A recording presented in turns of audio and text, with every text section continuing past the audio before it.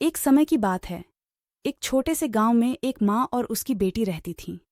माँ बहुत परिश्रमी और देखभाल करने वाली थी, जबकि बेटी छोटी और मासूम थी। उनका जीवन बहुत साधारण था, परंतु वे दोनों बहुत खुश रहती थीं। गांव के पास एक जंगल था, जहां माँ रोज लकड़ी काटने जाती थी। बेटी घर पर रहती थी और माँ के लौटने का इंतजार करती थी। एक दिन माँ ने देखा कि बेटी को कोई अच्छा उपहार देने का समय आ गया है। उसने सोचा कि वह जंगल से एक सुंदर फूल तोड़कर लाएगी, जिसे उसकी बेटी को बहुत पसंद आएगा। जब माँ जंगल में गई तो उसे एक बहुत ही सुंदर और दुर्लभ फूल दिखा। उसने फूल तोड़ा और घर लौटते समय सोचा कि उसकी बेटी कितनी खुश होगी। लेकिन जंगल से लौटते समय माँ को एक बुजुर्ग साधु मिले।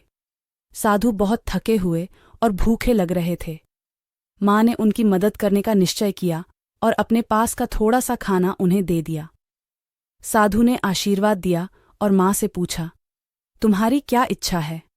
माँ ने जवाब दिया, मुझे किसी चीज़ की आवश्यकता नहीं है, मैं बस अपनी बेटी को खुश देखना चाहती हूँ। साधु ने माँ की निस्वार्थता को सराहा और कहा, तुमने अपनी बेटी के लिए जो फूल तोड़ा है वह एक जादुई फूल है। इसे घर ले जाकर अपनी बेटी को दो और देखो कि क्या होता है। माँ ने साधु की बात मानी और घर जाकर बेटी को वह फूल दे दिया। फूल को देखते ही बेटी की खुशी का ठिकाना नहीं रहा।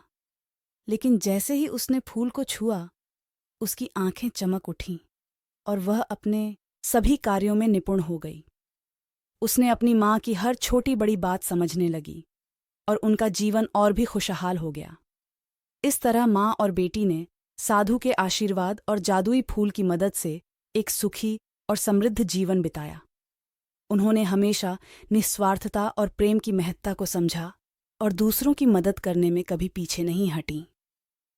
और इस तरह उनकी कहानी पूरे गांव में एक मिसाल बन गई, जो सिखाती है कि सच्चा प्रेम और निस्वार्थता हमेशा हमें बेहतर जीवन की ओर ले जाती है।